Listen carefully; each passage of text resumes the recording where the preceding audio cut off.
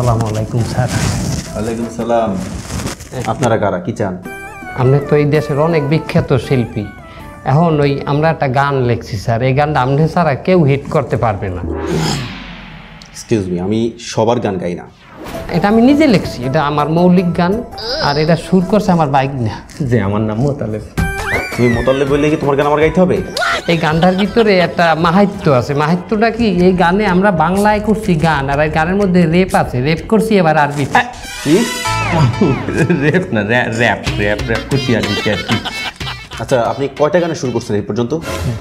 যে মানে আমি এই পর্যন্ত সব মিলিয়ে মনে হয় যেন এটি প্রথম স্যার। এটা কোনো কথা? গানটা হিট করবে, আপনি গানের কথাটা একবার শোনেন, একবার শুনিয়ে দেখেন। আচ্ছা ঠিক আছে, একটু গান দেখি, শোনান।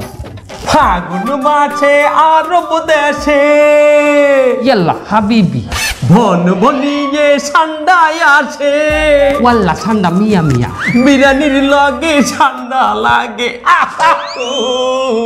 ওয়াল্লা ওয়াল্লা খেপসা মিয়া মিয়া। দুষ্টু কপিল নাচে রে কুকু কুকু কুকু। কেমন লাগবে স্যার আমাকে ঠান্ডা সং?